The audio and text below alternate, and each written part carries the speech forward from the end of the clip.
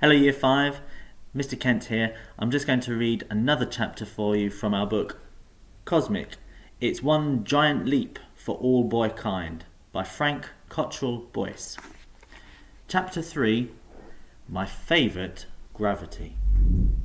I don't think the world has vanished, but it is worrying not being able to see it. After all, Earth is where I keep all my stuff. Thinking about all my favourite bits, my mum and my dad, my bedroom, my computer, makes me feel a bit calmer. There's my massive Playmobil Viking ship that takes up half the floor, or used to take up half the floor. I put it back in the box the day I discovered I'd grown facial hair. I just thought that anyone with a beard, even just a wispy one, is probably too old for Playmobil. I say I discovered the facial hair. To be honest, I never noticed it, because we've got energy-saving light bulbs in the bathroom. It was other people who pointed it out to me during the Year 6 Leavers outing to Enchantment Land. The most famous ride in Enchantment Land is the Cosmic. All the way there on the coach, everyone kept on about how big it was and how scary. Everyone had a brother or a cousin who had been on it and never been the same again. In case you don't know, the Cosmic is a kind of metal cage with two seats in. It's attached to the top of a massive crane by kind of big elastic bands. They pull the cage down to the ground with a chain and fasten it with an electromagnet. You sit inside and then they switch off the magnet. The elastic catapults you into the air and then snaps you back towards the ground again. Then you bounce up and down for a while. It's only frightening for about 10 seconds. But for those 10 seconds, it's so frightening that Ben's cousin's hair supposedly turned completely white. And it goes so fast that Joe's next door neighbour's stomach came loose and ended up stuck in his own neck, and he had to have an operation. Apparently, he'll show you the stitches if you ask him.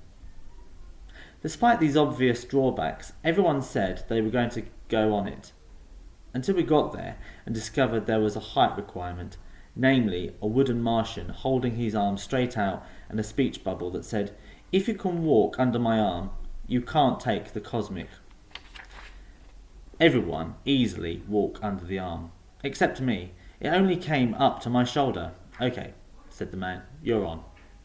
See what I mean about height versus age? It's a height requirement, not an age requirement. Everyone was moaning, saying it wasn't fair and saying how rubbish it was being a kid and how they wished they were grown-ups. That's what they said. In fact, they were all blatantly relieved that they weren't tall enough. The man said, "You'll need someone to go on with you. It's 2 at a time or no ride." I looked at Mrs. Hayes, our teacher. She shrugged. "Are you allowed on if you're pregnant?" "No," said the man. But you could hardly hear him because everyone was so excited by the news that Mrs. Hayes was having a baby. "No one else?" said the man, and everyone looked at the responsible parent who had very kindly accompanied our group, namely, my dad. He always comes on these things because he's a taxi driver, so he can choose what hours he works. Florida Kirby kept nudging him. "Go on, Mr. Digby, go on. My dad'd do it if he was here. My dad's dead brave." She more or less shoved him past the Martian and up to the ramp.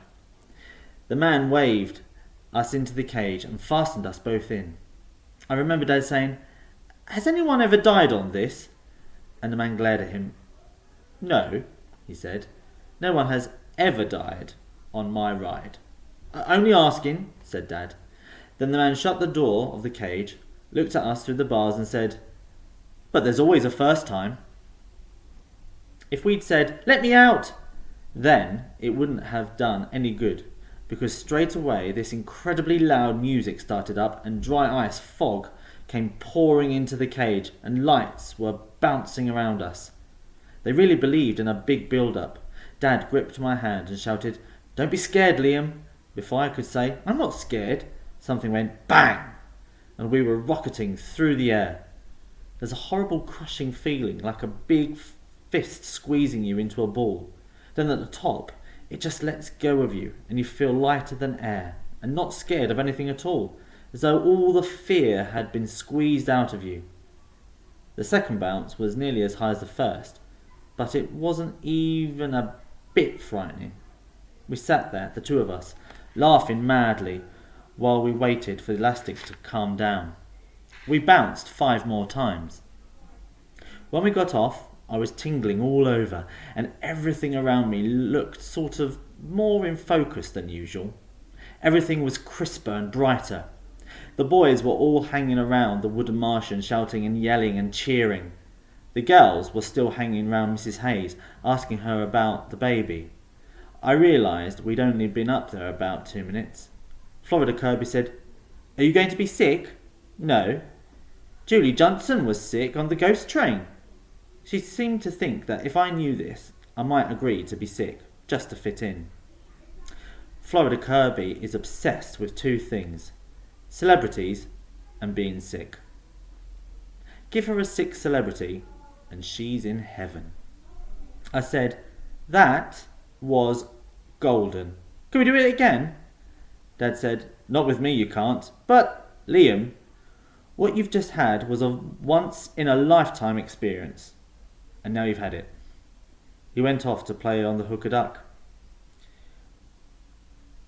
Wayne Agunci was with him, and the two of them got into this profound conversation about Liverpool's defence. Dad said they were weak at the back.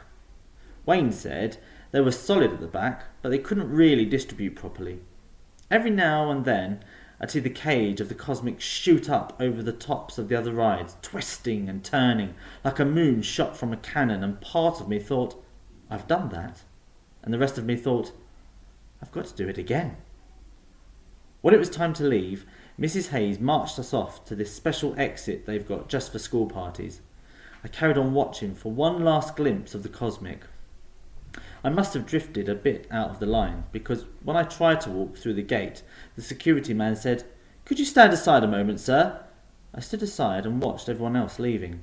When Dad went by, he was so busily mentally managing Liverpool FC with Wayne Agunci, he didn't even glance at me. As soon as Dad had gone through, the security guard closed the door and said to me, "The main exit's over there, mate. This is school kids only."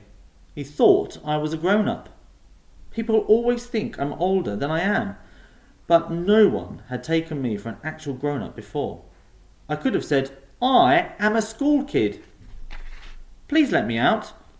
Or I could have said nothing and seized the opportunity to have another go on the Cosmic. So I did have 2 options, but somehow in my head they dwindled down to 1. I went straight back to the Cosmic. The man in charge spotted me hanging around and said, "Didn't your mate like it?" "My mate?" I realised he was talking about my dad. "You know, you can do me a favour if you like.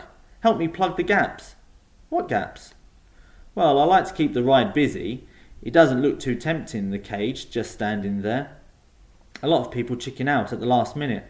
I like to have someone who can step in from time to time." I said, "Sure," in a grown-up kind of voice, and stood by the cage. That afternoon, I did the Cosmic with a boy whose mum was too scared to take him, a teenager who was doing it for a dare, someone whose girlfriend was too fat for the seat, and 4 others. 8 goes in all. The man said I must have a highly developed centre of gravity. Every single time I got the same crispy new world feeling. It never wore off.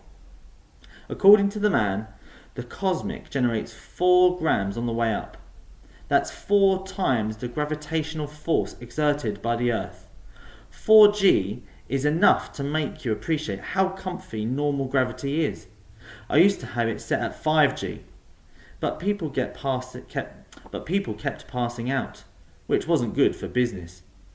You do have to feel sorry for anyone whose lives on a high gravity planet all the time. That must be really hard work. Afterwards, the man bought some hot dogs and chips, and we ate them in the cage, dangling gently from a piece of elastic high above the fair. You could see all the rides laid out like a model village, and sometimes a seagull went right past us. Finally, I spotted Dad walking quickly past the funhouse. I shouted, "Taxi! Taxi!" which usually works. He looked everywhere but up. It was ages before he saw me. I suppose if you're looking for me now, Dad, you're doing the same thing, looking everywhere but up, in space. It was a laugh watching you then, but when we got back to the ground, you weren't amused. Where the hell have you been? We counted you out the exit. People swore they saw you on the bus. We were halfway to Bootle before we realised you weren't with us. I've been here. I was here the whole time. Wasn't I, mister? Yeah, said the man in charge. And what's your problem anyway, mate? I'm not your mate. I'm his dad. You look a bit young to be his dad. He's 11. What? He's just unusually tall. It's not his height, it's his beard. That was the first mention of the premature facial hair. And Dad said, Liam, coach. Everyone cheered and clapped when I finally got on the coach. I sat by the window and tried to get a look at my new facial hair reflected in the glass. I could just make out little wisps of brown candy floss. I said, how did they get there? Do you think the extra gravity might have squeezed them out of my face? Randomly, this made Dad really furious. Liam, blah blah, looking for you for the past 2 hours, blah blah. Had every taxi driver in the county looking for you. Reported your magical disappearance from a moving bus. I wasn't on the bus. Your magical disappearance from a moving bus to the police? No. And then I find you cheerfully waving and eating chips on a fairground ride. How do you think I feel about that? Happy that I'm alive? He glared at me and said, possibly. In some remote and noble corner of my heart, yes. But mostly, no. I said, I'm sorry. Then he said, you should know better, a big lad like you. That's the thing about parents. If you go missing, they worry that you might be dead. Then when they find you, they want to kill you. Dad was furious, because while he'd been worrying himself sick, I hadn't been worried at all. Why wasn't I worried? Because I knew he'd come back for me. I never thought for a minute he wouldn't. When you're a kid, you think your dad can do anything. It's different now.